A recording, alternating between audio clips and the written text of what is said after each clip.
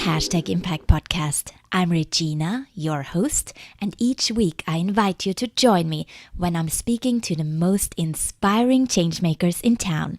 Welcome to Fashion with Hashtag Impact.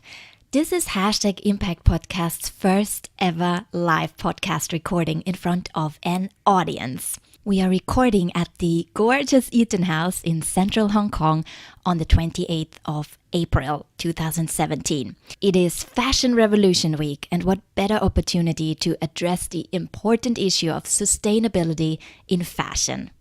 The clothing industry is the second largest polluter in the world. Hear from changemakers that take on the challenge to reduce waste in the fashion industry. Find out how Christina Dean, founder of Redress, an environmental NGO, inspires a new generation of responsible designers with the EcoChic Design Award.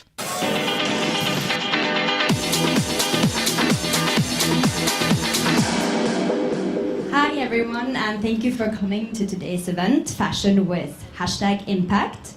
And welcome to Eaton House. Just want to say a few words about Eaton House before we start. We are a hybrid between a co-working space and a private members club. So where you're sitting now is usually our common area, where our co-workers hot desk and work, and we serve lunch and cater to business meetings over a cup of coffee during day or a cocktail in the night.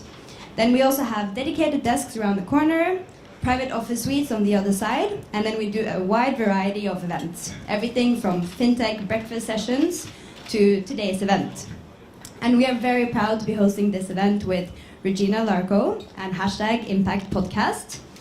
And here at Eaton House, we acknowledge that we need more of these events. And we're so proud that our own member is supporting such a worthwhile cause and working so hard to share the hardworking people that support social impact. So with that, I want to introduce a good friend of mine and today's host, Regina.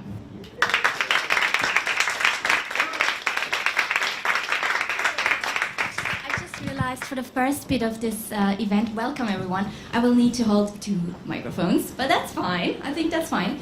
I welcome you all to this very special live recording. So we are, in a little bit, we're going to go live once we invite Christina on stage. But before we do that, I would like to invite two of the very important organizations on stage that are somehow connected to Redress. We're gonna get into what Redress is doing in a little while. Christina is the best person to explain, so I'm not even gonna start.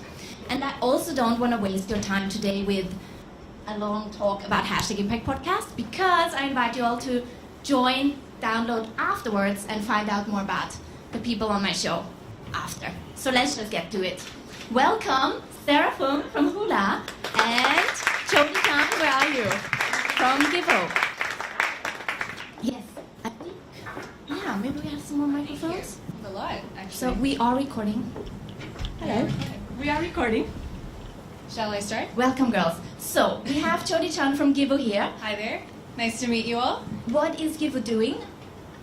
Most of you have heard about Givo because we invited you all to donate to Redress via Givo. But what is Givo exactly? So Givo is a news, social media, and donation app.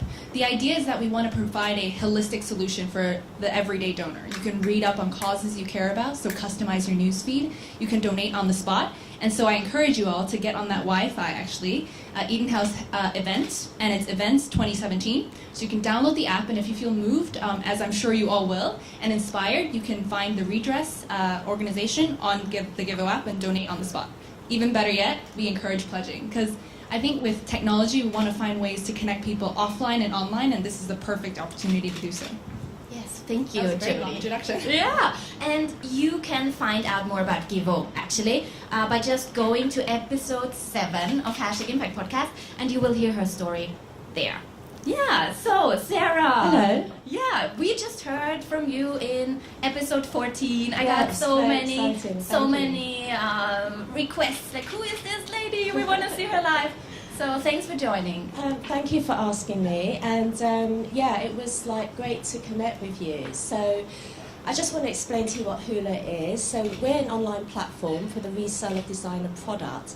My background is that I worked at Lane Crawford for the last 9 years, and I increasingly saw the waste that the industry was producing, and it really, really got on my nerves. So I decided to do something about it. So the difference with Hula is that all of our products are from industry insiders, and also we also give 5% back to partner charities.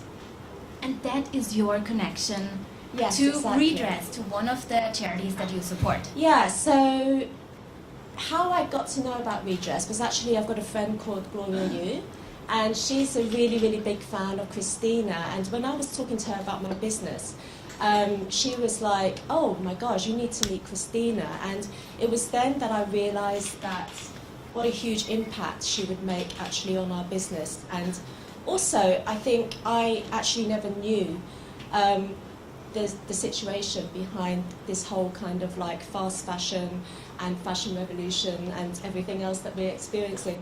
So actually Christina taught me a lot. Yes. And now, probably most of you in this room know Christina, but some of you might not. And now we heard so much about you. Christina Dean. Christina Dean, founder of Redress. Thank you so much, Jodie. Thanks, Sarah. We'll see you back on stage later. Welcome, Christina.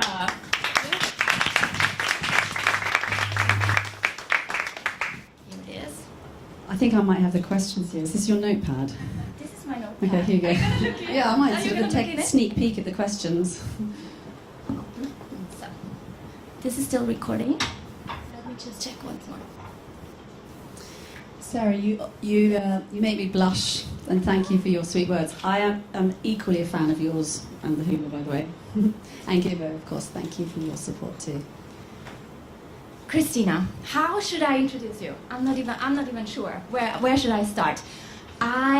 Of course, we have Fashion Revolution Week, so that is a great opportunity to talk about the issues you care about deeply. You founded Redress in 2007. Congratulations to a decade of meaningful work, making the fashion industry even more fun because it's more sustainable, thanks to you. But tell us a bit about your vision and mission for Redress.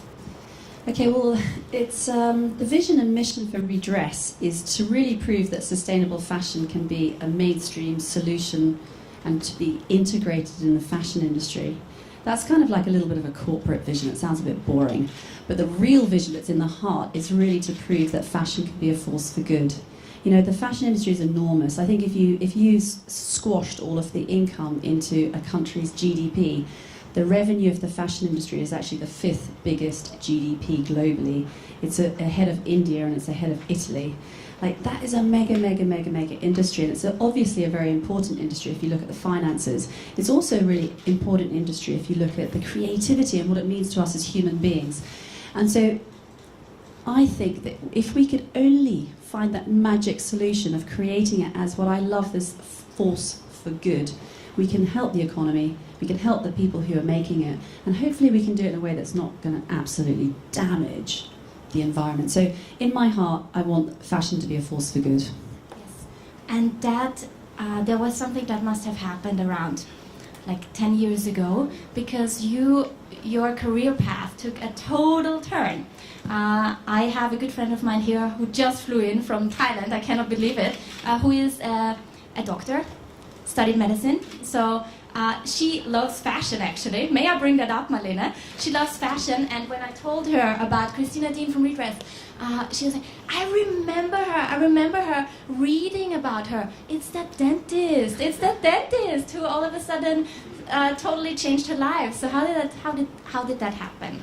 I know, I have to laugh because, yes, in a previous life, in this life, I was a dentist. And actually, it's only just recently that I've understood, as I'm getting older and I hope perhaps more insightful, I've actually started to realise that doing dentistry was really good for this career in fashion. Often people say, why do you do dentistry? Well, I did dentistry because I wanted to get a normal job. And I thought I better get a qualification, in case I really, have to, be out there saving the world through rotten teeth. So I did that for a while, worked as a dentist, but for a couple of years, and actually ultimately really hated it. But why it positively influenced who I am now is that it really triggered my deep, deep passion about public health. Now, public health is actually quite boring. You know, you say like people who work in public health and it's like professors and like scientists and like people with spreadsheets and looking at data. But actually, public health is so fundamentally important to the survival and the sort of the equality of human society. So I actually started to get interested in public health, and whilst I was still a dentist, I used to go off on these crazy trips around Asia. When I came to Hong Kong 11, 12 years ago, and I used to go and work with my portable dental kit. And I, so silly, but anyway, I used to go to prisons and slums and working with street kids and on rubbish dumps. And these places have very little access to public health, particularly in Asia, of course. You know, these economies don't have much money, so their healthcare is absolutely useless. And you think about how much dental healthcare they have, absolutely nothing. So my point is, through my earlier life, I really went out barefoot, pulling out murderers' teeth and pulling out, you know, homeless people's teeth with their consent. And really, it gave me the heart for these people who are basically under-recognised on our planet. And then I was a journalist, so I retrained as a journalist, and I used to write a lot about all of these issues, including the pollution that we know is rampant. It's in this room, it's all over Hong Kong, it's all over China, it's in our water, it's in our air, it's in our bodies, it's everywhere. And the fact that China obviously produces the majority of the clothes and textiles for the world, you introduced that, you know, the fashion and textile industry is such a global polluter. So really why I set up Redress was because I understand how little was being done 10 years ago, and it was really linking up. It's only with a 10 to 15 year sort of hindsight into my life that I can see that it was the dentistry, it was the public health, it was these people in slums, it was the journalism, it was the discovery, it was investigating the problem that really led me to Redress. And ultimately, if I have to tell you why I get up every day and do what I do, because it's actually quite a painful job, because it's really, really, really, really hard, and actually it's not a job, it's really a vocation, it's a way of life. It's because I'm really driven by public health, and I've only just started to realise that recently, because that's ultimately what we're trying to do with Redress, is to protect people's health. And the fashion industry is killing people. So it's about public health. That's what really drives me. In preparation for this interview, Christina, I learned a lot about you. And I spoke to people that work with you, that know you, that were inspired by you, and there were a couple of things they said about you. So I just wanna say these. Are you nervous now? Let me get my notes. They said she's driven, contagiously passionate, genuine, inspiring, and I actually would like to include one as well, because I had the pleasure to record with you already yesterday. Humble. You're very humble for all the things you did. I can't believe how humble you are, actually. But there's one thing that I found most amazing. So I want your comment on that one. So that one comes from Hannah Lane, Communications and Sponsorship Director, and your partner in crime. You've been working together on Redress for many, many years. And she said, she is crazy, but in an amazing way. So I would like to ask, what is the craziest thing you did recently to push the development of Redress? And second question, does it need more crazy people to drive the change you want to see? Crazy, that's a good one. I am crazy, and that's fine, because my craziness sometimes materializes into something. What are the most crazy things I've done recently? I think there's a few key crazy things. It depends what you call crazy. So I've got a crazy-ometer that I need to try and organise, but I would say perhaps two things which I think have influenced me greatly, and the work that we do. Because the thing about our jobs and the thing about our careers is you have to have an input in order to have an idea, in order to have a program, for example. And the input, I like to go out and find ideas by experiencing things, and I feel that really gives me a lot of drive. So two crazy things could be, one is I used to be a really good dumpster diver in Hong Kong. And I was at a hen party a number of years ago, and I've always wanted to go. I have a fascination with bins, as you're about to find out more. And I met this girl who was this Australian dumpster diver, and they're quite radical in Australia. She was a really pro-environmentalist. And so she said she'd take me dumpster diving. I was like, excellent. So the next night we met up, we were all in black with a head torch on. We were out. Because in Australia it's a little bit illegal. I don't know the rules there, but you know. So Just she, a little bit. just like potentially a little bit. Anyway, so we went around and she gave me the confidence on one night to how to do it. So I carried on doing it. But by the end of, I did it for about 6 months, but by the end of it I was so slick. I knew exactly what, I didn't have to put the head torch on, the black and the balaclava. I just pulled up with my car, which was a Prius, waited. I knew exactly which bins to get, and then I would just get the food out of the bin, and I would eat it, and I would take it to people's dinner parties, and they were like, thanks a lot, that's really generous. Anyway, the point about that was just to prove that there are so many resources in the bin whilst we have starving people dying of starvation, and it obviously just doesn't sit properly. And so that was one thing which actually was in the early days of Feeding Hong Kong, which some people know, and it's a bit of a secret that that was one of the inspirations for Feeding Hong Kong, which was originally under the organisation that Really? with Gabrielle. It's a long story. Anyway, that was one. We get to that next time. Yeah, that's a semi-crazy one. I think perhaps another crazy thing would be along the same lines, which were a few years ago. We'd been doing some great work with the industry, and I was really super proud of some recycling initiatives that we'd been working with Esprit and their mega supply chains. And we'd, with another company, done a carbon audit and a water audit and a greenhouse gas audit, and this mass market collection was going to save the world. It was so recycled that, you know, it had a halo in its packaging. It was so amazing. That's what I thought. And that same week, I was shooting for a week with a TV crew, and we went to Hong Kong's landfill, and I spent some time there, and it really changed my life because I've been on a lot of landfills for some time, not in Hong Kong. In Asia, of course, you have, in different countries, you have landfills that you can walk up, you know, people are living on them. Anyway, the point about the Hong Kong one was that it's very organised, but it was equally shocking to see just how much crap we throw away every single day. And I thought to myself, therefore, I'm going to just dress myself in other people's discarded clothes. So for a year, my 365 challenge, I just wore people's discarded clothes. We have enormous amounts of clothing waste out there. So I worked with recycling centres in Hong Kong, and I got my clothes out of a bin, not this landfill, of a recycling bin for a whole year with a different outfit every day. And so basically I wore people's trash for a year, and I looked gorgeous and fabulous at the same time. better than my old clothes, actually. It was a bit sad. So actually this was one of my favourites out of the bin. And I guess it just taught me that we need to be thinking differently about waste. And one of my favourite things about, you see, when you do these crazy things, like whatever it is that you might be interested in. Oh, another quick one is, you know, I cycled to Vietnam because I wanted to see it with my own eyes. And it's only like, you've got to go out there and have a look at it and to really see it. And that was another experience, like it's got to get you in the heart and get you sort of a visceral reaction to these things. And so therefore, the quote that I love, which I've used before, which is, waste is not waste until it is wasted. And that's what we need to be doing, whether you're talking about food, fuel, fashion, fibres, trims, buttons, jewellery, whatever you want. It's not waste. You know, Sarah, with, you know, the waste that drove you at Lane Crawford, or the fashion waste rather, perhaps not specifically just retail waste, it's not waste. You've got buyers. Yeah. So that's what I think is important. These crazy experiences, they translate into sense, and then you can actually talk about it.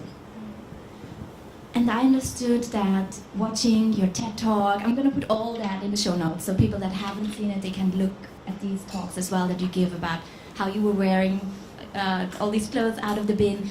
You talk about empathy at Creative Mornings. I thought that was really moving. I would recommend everyone to watch it. And I was wondering, like, I felt a lot of involvement, how you as a person were looking at the consumers and how you managed your communications with them, like from a more, like maybe in the beginning more like angry state, onto this more understanding and looking at the problem from their perspective. Is that something you, like looking back at this 10-year journey, is that, are there these moments, is there a certain moment where you feel, that's something you don't even recognize yourself anymore, looking back at this 10 years ago, Christina?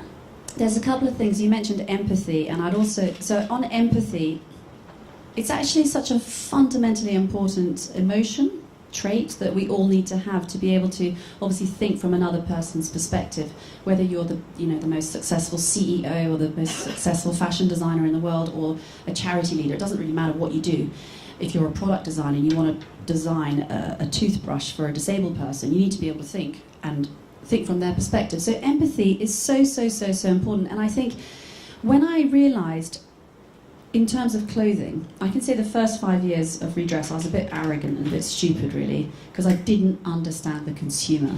I was like, why the hell is the industry doing like that? And you've got to think I was coming at it from a journalistic perspective, but I wasn't coming at it from a sort of empathetic, from my sense of empathy. So the point being that after about 5 years of probably being a bit... I wasn't really hitting the target because I didn't understand the target. And it was really through my bin experience of wearing other people's thrown away clothes, and every day I would have a different outfit, which sounds a bit counterintuitive, but I wanted to prove that you could go from the ballroom to the ski slopes to, the beach holiday to, boring weekend at home, whatever, and you can look great. And it was through doing that, and I had different stylists, and sometimes I thought they were taking the piss out of me, actually, because I was like, are you seriously want me to wear that? And I thought, okay, whatever, let's just wear it. There were days that someone had me in some basketball outfit. It was just so bad. I was like in Queens Road Central working, going to meetings like with a baseball cap on and these baggy belt. So I had some really crazy ones. But the point of the experience and how it relates to empathy was that I fell in love with fashion. I discovered that it's really seriously good fun, and that is why we need to fight for it. And we need. I understand now why women and men and children love clothes throughout history, and forever they're going to love clothes. And so fashion will continue to come out in different colours, different shapes. It's all going to happen.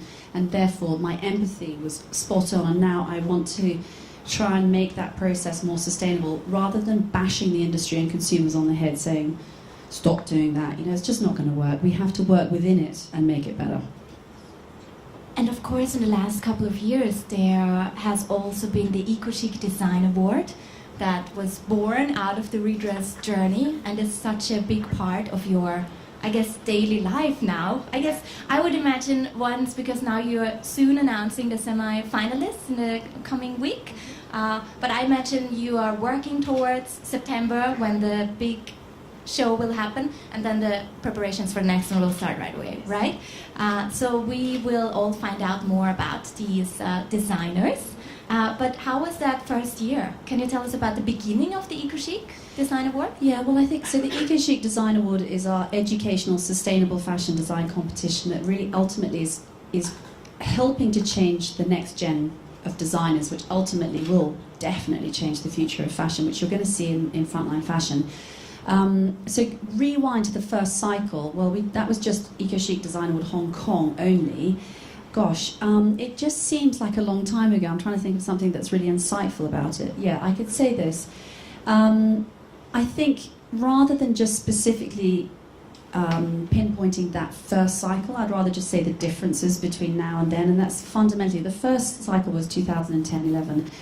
And we were thinking, do these designers care about it? And we were knocking on the university doors, saying, can we come in and lecture? And they were, yes, you can come in. And we weren't really sure. On the very, very, very first grand final on the runway, I was really ballsy, and I said, we're going to change a generation of designers. And I was thinking, oh, that's true. But I was trying to be really positive. So fast forward to now, I know it's true. It's absolutely, we're not knocking on the doors of the unis. The unis are opening them, saying, could you please come in, send us your educational materials. We want to be part of this. We have now 90 university partners around the world, including Parsons and Central St. Martin's and many big ones in India and China and Hong Kong, of course. So the difference from 2011 to now, and it's not because of us, it's because of the world's changing. The difference is that there are now hundreds and hundreds and hundreds and hundreds of designers, unis, all over the world that want to take part. For example, from just 2011, when we only accepted Hong Kong applications, to the cycle that we just closed, we had 46 different countries apply just now. And the US for the first time. And the US, yeah, the US is hot. Loads of applications. Yeah, we were quite surprised about that. And we've got countries like the typical fashion centres where you've got the big universities. We've got, obviously, with 46 countries, I'm not going to spell them all out, but the interesting ones for me are Azerbaijan, Serbia, Israel.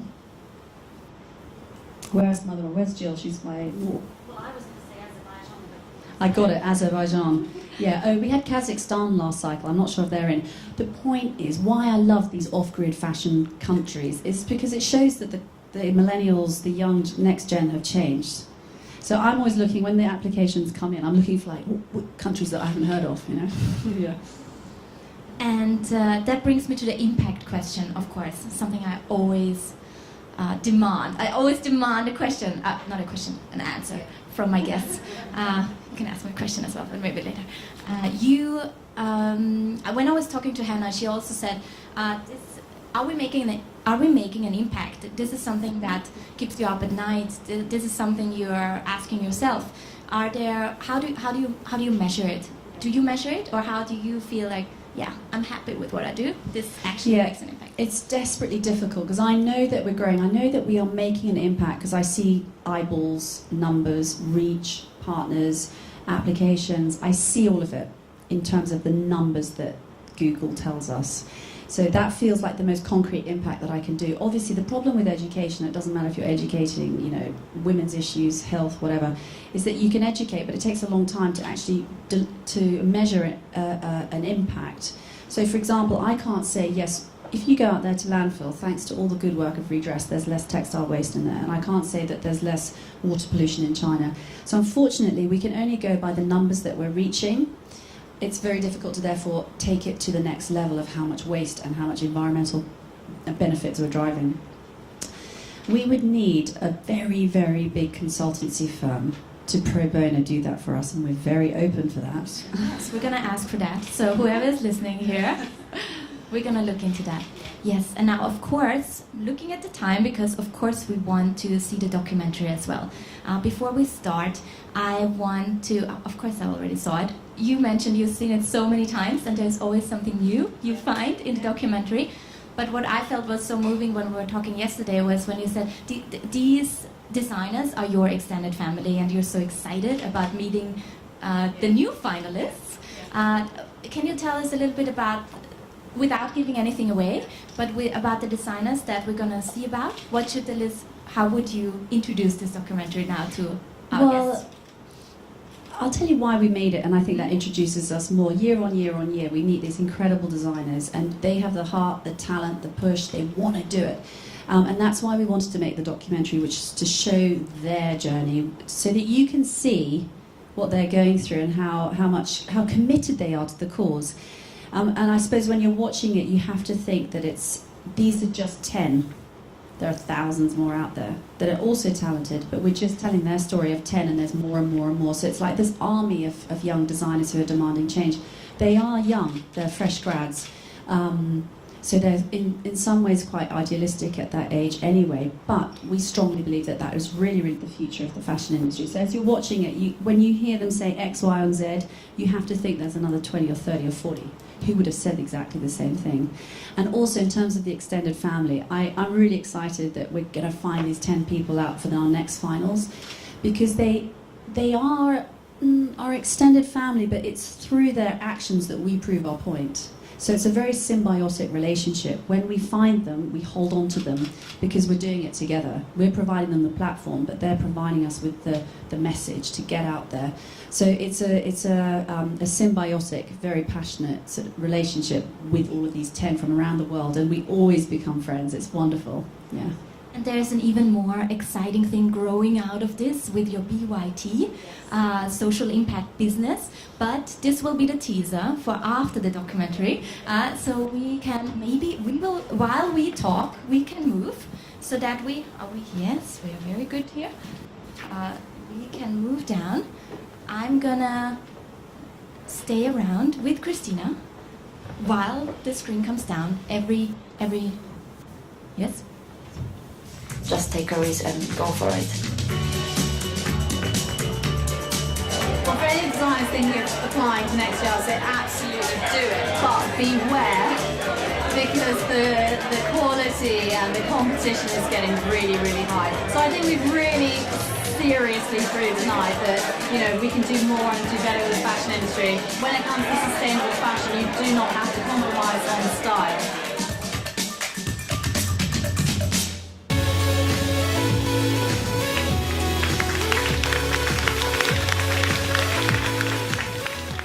how much work was it to put this together? Was it a lot of, were you like regretting? It's a beautiful production. I mean, first of all, congratulations. It looks like a lot of work. Yes. And I can imagine at some point you were like, why are we doing this? You know what? Of course, it's ball-breaking.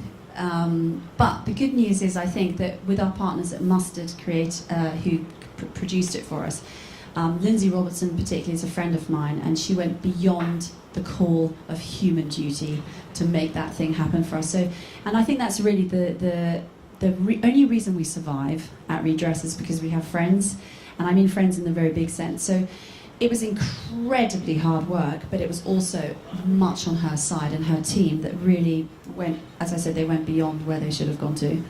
Yes. And the teaser, I do want to bring that up before I open, so you all think of your questions. We're going to come around and collect the questions. But the teaser I gave, BYT, what is that all about? So we're so excited, or I'm super excited about it. Okay, so BYT, it's another baby that we've given birth to at Redress. So after 10 years of talking about fashion can be a force for good, and we've always believed that sustainable fashion can be profitable, it can be design driven, it can be desirable, and it can be good for people who make it, people who wear it, and for the environment, or perhaps less bad for the environment. And so, last year, we did what I think is kind of another crazy thing, and that is we've started a social impact business, which is an upcycled, socially sustainable fashion brand called BYT. Now, it's a separate legal entity to Redress, the charity, and basically I'm a co-founder of BYT, and we have a separate team on BYT, but what we're out to do is we're ridiculously audacious. We want to prove that fashion can be a force for good. And I think, I sort of hear myself banging on about it for 10 years. And then I hear myself thinking, well, fashion and textile industry is the second biggest economic trade out there. And as I said, it's the 5th biggest GDP. And at the same time, Redress as a charity is struggling like crazy, trying to fundraise for our environmental NGO. And so we thought, a really sophisticated funding model out there, if we can crack it, is to have a for-profit social impact business that's out there selling these beautiful, upcycled, socially sustainable clothes, making money, and giving money back to Redress. And it's this ecosystem of using a for-profit, non-profit model that we're going to punch through, and we have to do it because we can't fundraise enough quicker. Fundraising for Redress is more than a full-time job, and we just can't survive for 20, 30, 40, 50 years the way we're going. So with that in mind, BYT is another very bold, audacious plan that we're going to do, and we're doing it now. Yeah. And it will launch in September, right? Yes. So BYT believes in emerging fashion designers, as you can see. So we cherry-picked our favourites, and we have taken them into BYT, and they're designing this upcycle collection. We're going to reveal it to the world on the 7th of September, and it's going to be, I hate this word see now, buy now, but it is see now, buy now, and it's upcycled, obviously I've said that, and it will be available to buy on bytlife.com, on our own e-com platform, and at Lane Crawford. Amazing. So, but now I'm really going to stop. Huh? You're like, is she ever going to stop talking? Who wants to raise the first question? Hi, my name's Laura. I'm a one-year exchange student from the Polytechnic University, so I'd like to formally say I'm one of the entrants for this year's EcoChic competition. Yet to be said if I'm one of the semi-finalists. Cross my fingers. I want to say from the bottom of my heart, thank you so much for being able to give young designers the opportunity to be able to get our names out there in the industry where it's so competitive, especially in a new platform like this. And so my question for you is, what is your advice for upcoming designers on how to involve sustainability into their designs? I think it's the answer to that is the same as a consumer, which is to put sustainability into your mind in every kind of action that you're thinking. So, the immediate thing when you're a fashion designer is thinking, okay, I'm a fashion designer, I need to be sustainable, so I'm going to source a sustainable material. Tick, I am sustainable. It's really so much more than that. As you know, it's really thinking about the entire life cycle of a product. So it's not just thinking about a low impact fabric which could be upcycled, it could be organic, it could be these sustainable raw materials. It's also really thinking about this gets a bit boring, sorry everyone, but it's about thinking about the supply chain, the logistics, the shipping, where are you going to be selling, what's the price point that you're selling at, to whom? Can the garment be worn for a long time, or is it going to fall apart after, one wash? If the garment can be worn for a long time, can it be styled in different ways? And ultimately, let's just say the hem breaks, have you given enough seam allowance that this woman or man can have it altered and repaired? And that ultimately what you need to be thinking about is that your garment is going to stay in the fashion loop for a very, very, very, very, very long time, and that it won't end up in landfill. If I took you to these bins, your heart would break.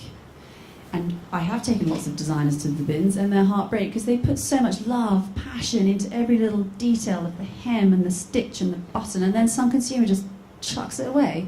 It's destroying. So my answer to you, it's not just one tip, it's about here, and it's really about creating a product that will stay in the fashion loop for as long as humanly possible. And if there was one nugget of advice of how you could do that, it would be to make it really gorgeous and really durable. Yeah. Who's next? Don't be shy. Here we go, Ellie. First of all, thank you very much. Very interesting. You talked a lot about sort of designers themselves, how they can upcycle and recycle clothing. But from a consumer perspective, I think something that personally I struggle with is that how to be creative myself. So if it's a piece of clothing that I'm bored with, I don't know what to do with, is there any resources out there to really sort of inspire me to be more creative? Yeah. I mean, this is essentially it's a creative stroke styling question, I suppose. There is this magic statistic. I don't know who made it up, therefore I don't know if it's true.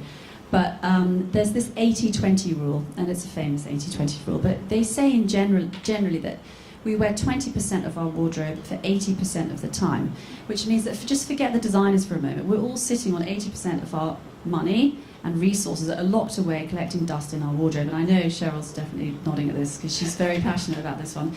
So the trick is to unlock the 80%. You've already spent a lot of money on it, and you're going to probably look pretty good in it. So let's get it out. So the first step to get it out is actually to just have a little bit of fun and a bit of confidence with styling. I'm not a stylist at all. I mean, Cheryl can answer. Do you want to answer the question? Yeah, she's the pro at this. You can have this one.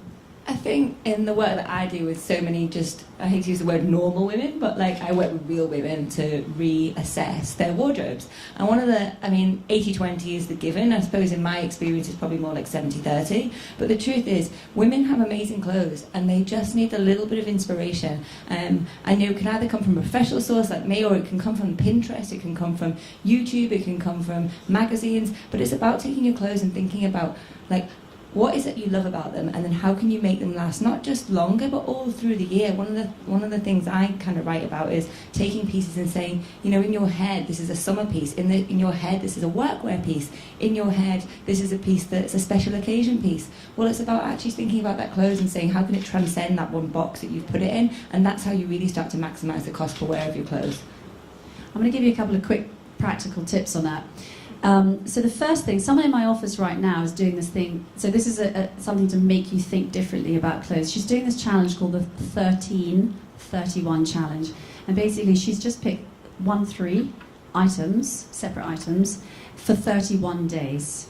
So obviously I've got 3 items. I don't think the shoes count, and the underwear luckily doesn't count too. So you got 3. So the point is you've got to mix and match and find these 13 key pieces that you're going to wear for 31 days. And what you will do is you'll end up changing the way that you dress, because you've got to, otherwise you're going to look the same every single day. She looks really great, and I haven't really noticed that she's looking the same every day. She looks really cool, actually. That would be one thing. And the second thing about this usage, I'll give you one quick tip. Tailor, right? You've got to have a tailor, and I can see that you've got something going there too. So, So just this week, actually, I've got some clothes that actually are my own, pre my dump days. And I had an Alexander McQueen evening dress, which is quite sort of short. And I've grown up in a few years, and I've grown up and I've grown up. And so this thing basically makes me look like a bit of a tart because it's a bit short. So I took it in yesterday, and it's Alexander McQueen, so I can't remember how much I spent on it, but quite a lot. And I just had it cut from here to here, so now it's a tunic. And it looks great. So, plus, I took in a Stella McCartney dress. My husband bought me a size 42 Stella McCartney dress pre my bin days. He's always buying me nice clothes. I think he's trying to say something, you know. And it was actually, I was pregnant, and it was a big dress. So I've just taken it in yesterday, and I'm going to start wearing it again. So again, think differently about what's in there. And also, my number one tip for consumers is you have to know where a tailor is. If you don't know where a tailor is, you're not going to get the most out of your wardrobe. And that is, I think, one really practical bit of advice that I give, yeah.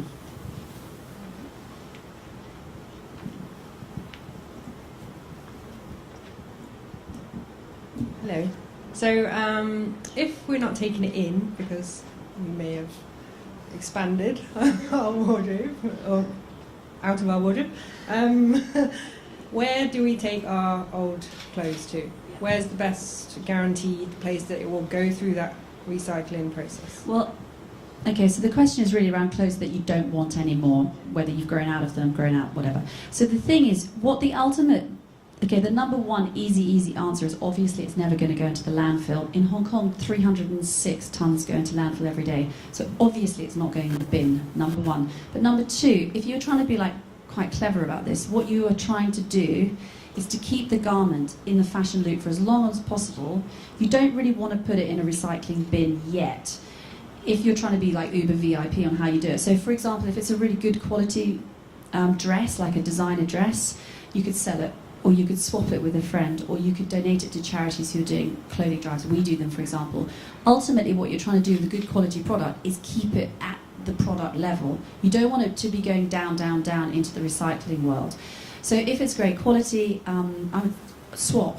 Because if it's great quality, you probably spent quite a bit of money on it, so I'd say swap. Anyway, coming down, let's just say you've got some really sort of wrecked T-shirts that are kind of revolting. Then you could just, sorry, not you in particular, but if there are some textiles, basically, that are pretty damaged, and all types of clothes, you can put them in the charity containers that are throughout Hong Kong. So there are, but from wanting to get rid of something to putting it into its final rest place, there are so many options. So sell it, swap it, donate it to a charity, or ultimately you can put it in the recycling containers. Yeah.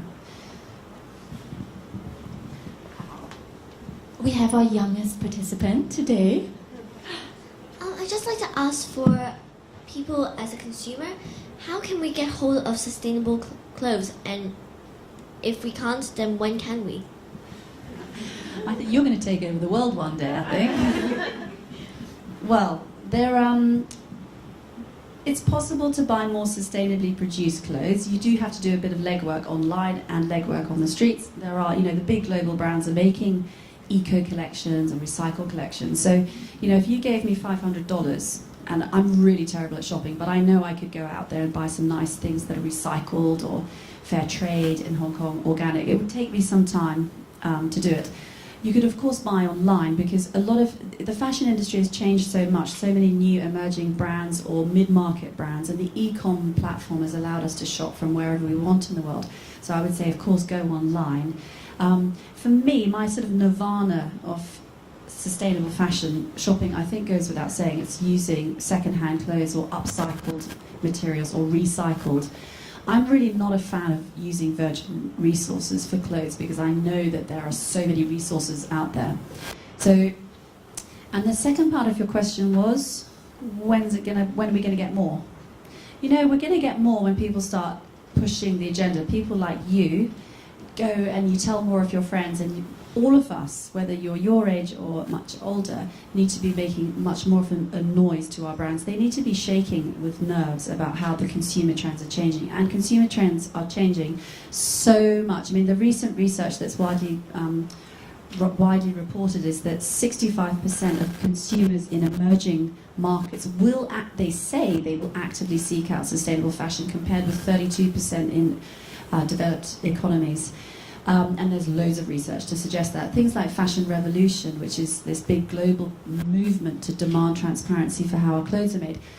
Look, the lights are on. We get it now, and brands know that we get it, and we need to actually make much more of a big impact on that, because we can often feel like, oh, I'm just so sort of me, and I can't do anything, and it's absolute rubbish, because the fashion industry is completely dependent on us.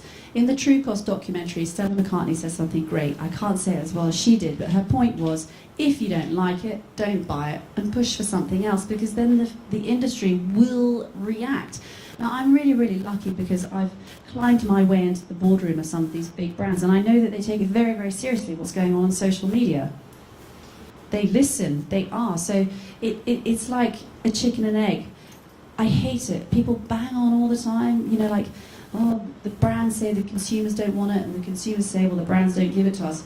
And I don't actually believe it's true. I think consumers want it. I think brands are trying to do it. And I think that the biggest way to make the change is for consumers to become active fashion citizens. We've got to stop being this ugly consumer. And Ursula de Castro, who's a friend, and she speaks Italian, so she says it better than I'm about to do it. Well, it's consume in Latin is consumere. That's probably not said right. But it means to destroy through use. And if that's really all we are, these consumers destroying everything in our path, that's not so exciting. So I feel like we need to be fashion citizens, enjoying clothes and being active in driving good, nice supply chains, that we know that people are not being obviously abused. But so we I use the word fashion consumer a lot because it's kind of part of our everyday language, but we need to think of ourselves as fashion citizens. Yes, definitely. And while you think of your next question, I'm just gonna walk off the stage, because we have prepared the printouts Who Made My Clothes, and you probably haven't seen yet because there was so much going on. So we invite you all to do that today. If you like, just take a picture of yourself and show your label. You might not be able to undress, but you can tag them. I saw your staff doing that as well. So we all invite you to do that today, and just ask, and they will get the notifications. And especially this week, of course, there's a lot of trending fashion revolution. So please do join. I'll bring it up on stage now, actually. I want to keep this one. Yes?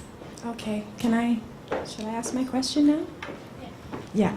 Hi, Christina. Thank you. I'm very excited to hear about your new project. But I have a question, because it seems like often everything comes down to the consumer and the corporations. What about the government? What about government policies? What about government regulation? There's also a lot of talk about resource-based economies.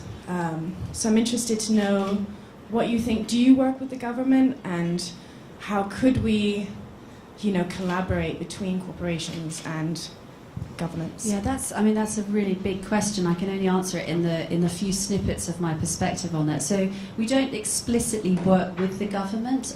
Create Hong Kong, which is the part of the government here, is a major sponsor of the EcoChic Design Award, but it's not like we're advocating or lobbying on policy, for example. When it comes to the government, of course, it's absolutely fundamental, regardless of which country you're talking about, that there is engagement on this.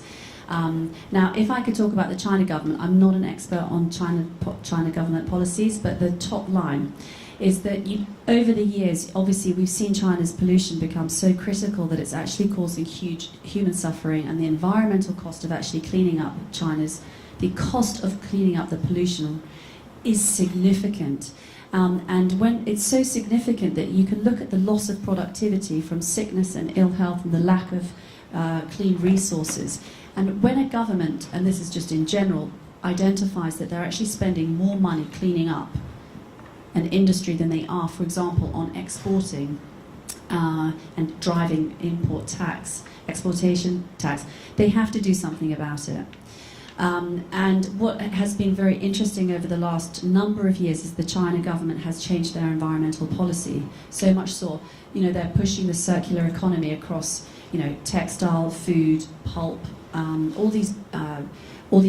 industries, different industries that are creating a huge amount of impact. Now, for me, what's so exciting about that, and you know, for 25 years, the Chinese government did not update their environmental law, and I think from 2004 it was changed, and it came into effect from, I think, January 2016. So within this new law, they're pushing the circular economy to clean things up. Now, what does that do on a practical level? Well, of course, number one, it says industry has to change. So that in itself is a massive draw, because industry has to change. They're going to be fined if they're pumping out polluted water. The textile companies are being fined. They're being encouraged to shut down. They're actually being encouraged to move out of China even. So when governments, and forget the China government, but just when governments in general obviously signal change, it creates a quicker change that is taken across the for-profit commercial world. So these things do go hand in hand. It's just very, very complicated when it comes to the fashion and textile industry, because a lot of the economy is based on the jobs that are created through the fashion and textile industry. And many governments, and particularly in Cambodia, for example, the governments want to keep their minimum wage low to draw in the investment from the companies to produce there, in order that they can pay people in developing countries and get the export tax. So developing world governments are in a difficult position because they want to entice trade and keep it cheap. And as we know, China's minimum wage is about 5 times greater than the minimum wage in Bangladesh. Surprise, surprise, where's all the cheap clothes made? In Bangladesh. China doesn't produce really, really, really, really cheap clothes anymore because it's too expensive. So it's, I don't know how to answer any more than that, just to say how complicated this is. Yeah. Yeah, so actually I have a surprise for you, because not for you, you know. I did ask many of your questions before we even went up on stage. So there are a couple more questions that you answer about supply chains. We had a question from She Collective. We had so many questions we were going through. Hard to think of it now. But you will hear all the answers in an upcoming episode of #Impact Podcast. And now I would actually like to invite Sarah and Jody up on stage again, because there are surprises for our participants here today. There are a couple of prizes for you to win. There we have something really nice from you. Just come up and join us. We have, just gonna go pick it up. I hope you all, did everyone join the lottery already? Last chance. You didn't? Come, put it in. There are super nice prizes. For example, have you seen the gorgeous Dress with Sense publication yet? Redress made this beautiful, beautiful publication where all these questions are actually also answered. What can we do as consumers? How can we turn our closet into a more conscious closet, right? Any more? Yes, please join the lottery. Yes, Malina? Of course. Yeah. And maybe you can tell us a bit about the Dress with Sense that they can win now?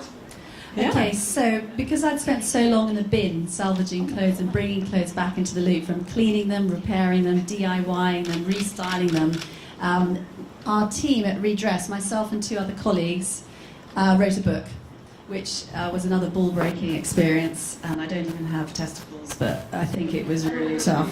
So we wrote this book, Dress with Sense, and it is a practical guide to a conscious closet. Ultimately, what this book would have done for every person that had chucked their clothes away, this book will help you to keep them. So it's in 4 chapters: buy, wear, care and dispose, and it's full of tips. It's kind of like a recipe book for having a more conscious closet. And the good news is you don't need to be hardcore eco to do this. You just need to be quite sensible. It's all good tips, and ultimately we're kind of trying to save your money and help you with your style. So it's written for us normal people. Yeah. And one lucky person can win it now, but you actually brought some more. So they are over there, and the best way to buy this book is actually from Redress, I learned. Because that way, because I made the mistake. I went to the bookstore. That was not the smart way to do it. The smart way to do it is to actually get in touch with you guys, buy from you directly, and then the biggest contribution will be going to Redress. Yes, we desperately need money, so thank you so much. And yeah, if you want to buy the book, we're not only going to transform you, but you're going to have to give us some money, which would be really generous of you. So Jill is my counterpart, and she's over there, if you wish to buy a book. Mm-hmm. Yes. Okay, so should we just should we ask Hillary to do it? Hillary, do you want to do it? Okay. Okay, then there you go. No, because I might be biased. I might have put all of my cards in there.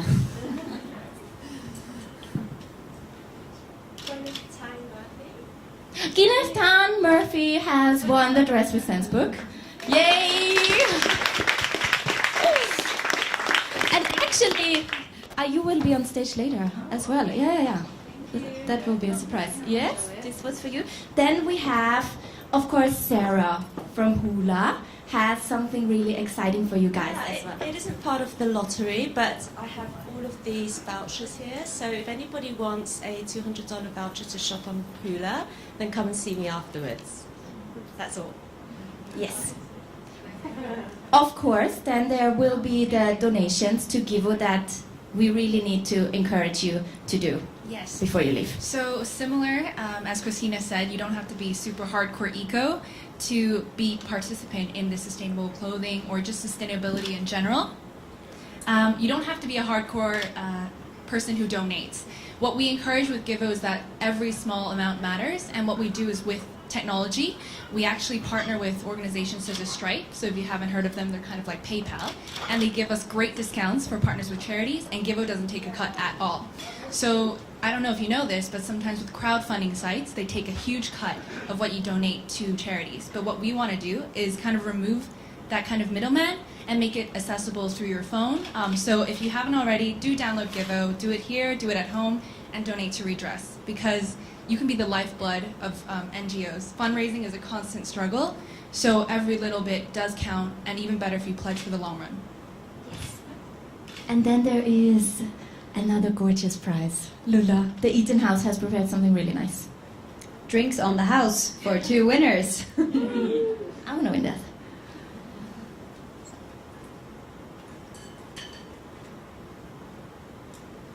Sophie Menstorff-Poyi. Sophie! Yay! Sophie is lucky. Yesterday, 10 by 10, another amazing fundraising event that you will hear about in Hashtag Impact Podcast as well. Sophie was also a lucky winner. Sophie, how do you do this? And how do you do it? Go to all the charities and just win the prizes.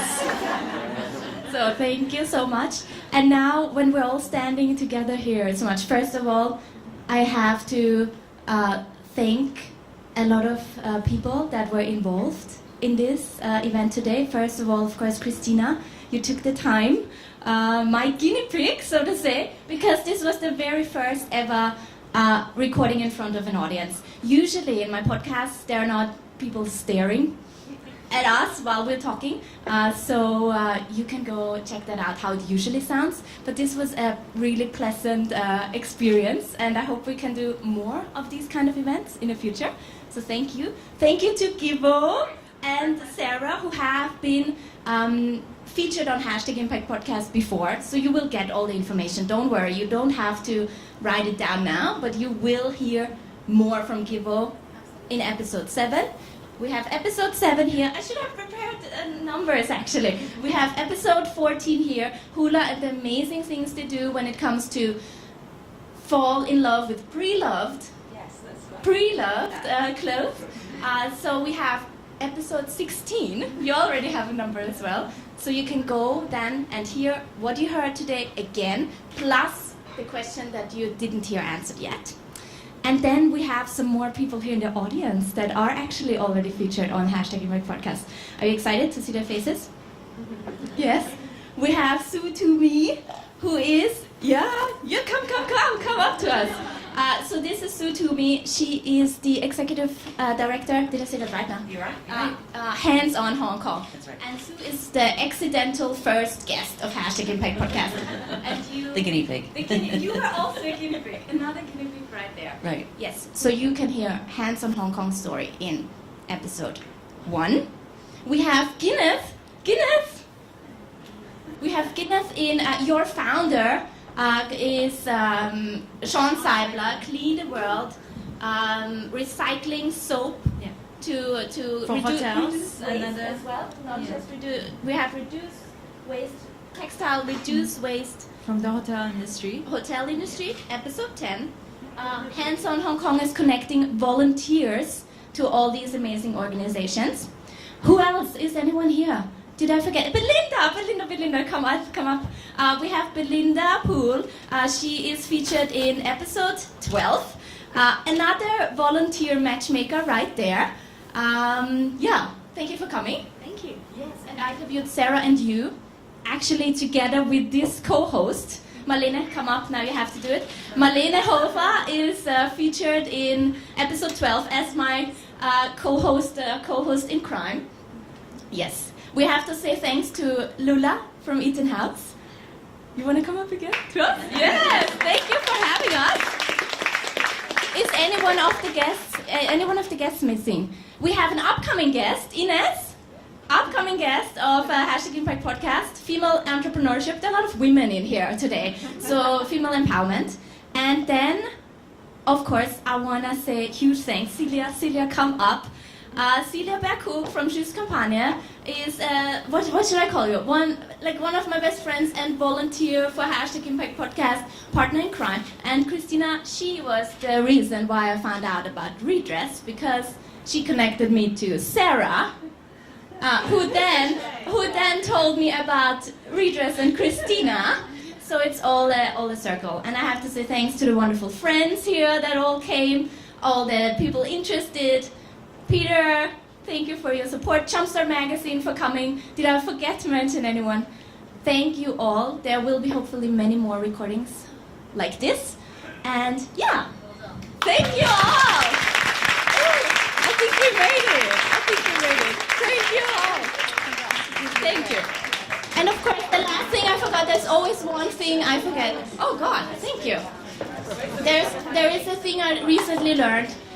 First of all, there's one thing about me that I always have one question when I already said it's over. So I have to add another thing. I learned recently it's how can you make an impact? Because of course with the podcast I reflect a lot on my lifestyle, on my decisions. But I learned something recently that really stuck to me. Don't just like things. Don't just like Redress on Facebook, Instagram, or whatnot. Don't just like #Impact Podcast or the organizations things you feel passionate about, but share. And that will make such a difference. Just share it with a friend. If all you people in here today could share just with one person about the work that Redress is doing, then it will trigger this amazing domino effect, and hopefully your big dream of change will come true. Yes. Oh, thank you so much for the flowers. Thank you.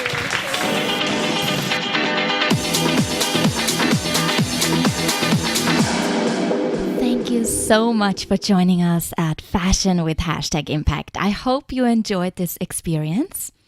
I invite you all to follow the amazing cause of Redress, donate via the Givo app, have a look at the new trends at Hula, and of course check out Eaton House as well and come back. You will hear more from Christina Dean in an upcoming episode of #Impact Podcast, where she will answer many of your questions that you sent in before the event even started. Thank you for joining us today. Have a lovely weekend ahead. Bye.